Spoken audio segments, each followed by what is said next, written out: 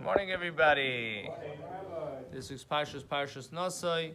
There's a verse that says like this: "V'voy Moshe l'oil moed." When Moshe came to the oil moed, that's the tabernacle, the holy of holies, l'daber itoi. And Hashem, he came to speak with Hashem, and Hashem would speak back to Moshe Rabbeinu, or vice versa. Vayishma es hakoil midaber elov. He heard the voice, the heavenly voice, speak to him. Mibein shnei hakruvim, between the two carabs, basically the ark. Vaydaber elov, and he spoke to him.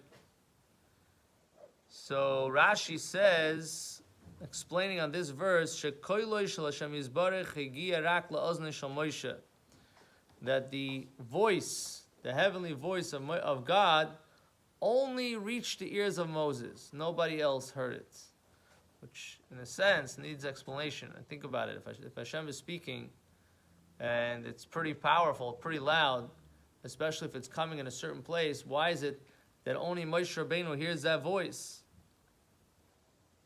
And this wasn't because the voice was low, because on the contrary, the voice that spoke with him was the same voice that spoke at Mount Sinai. Now, Mount Sinai, everybody heard Hashem. It was pretty powerful. So how is it possible the same voice that spoke at Mount Sinai spoke to Moshe Rabbeinu at the Oil Moed? Nevertheless, in the Oil Moed, nobody heard it besides Moshe Rabbeinu. So it's explained that when it came to a certain point, to the walls of the Ohel Moed, it stopped, and the voice, the sound of the voice did not go further. So we have to understand this is actually a miracle, because technically, by nature, once you have that voice and that power of the voice, it should be able to go out all over the place. So why did it not happen? What was the reason for this miracle? So the explanation is that if it would continue going as it was, so then everybody would hear it, and everybody would be inspired.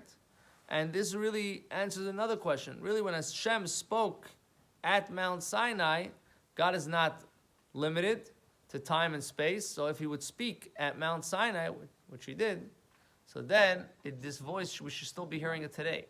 And we don't hear it today. It should really continue, keep on going, never stop. Right? The definition of something infinite is that it never stops. So if Hashem spoke, it should never stop. The reason why Hashem stopped it, or he doesn't allow us to hear it, is that we should have free choice. Because if we would hear the voice today, we wouldn't be able to do anything wrong. A, we would hear it, and B, we would probably be inspired.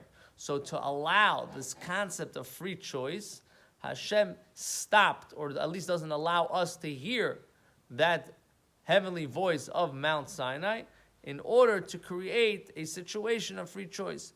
And this is similarly what happened with Moshe Rabbeinu, that when God spoke to Moshe, it was the same voice. However, Hashem also did not want it to go out to allow free choice then and to allow free choice now.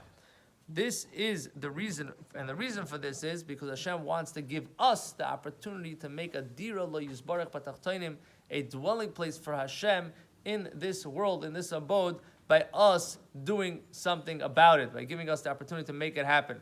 So if we don't have free choice, we cannot make it happen. Or if we don't have free choice and even we make it happen, we're not really getting the reward for it. So therefore, the idea is to be able to make those right choices, to understand what is being sacrificed to allow us to do so, and the reward and the accomplishment that we get by doing so. May we be able to be matzliach, successful, and make it happen. B'karam mamish. Amen.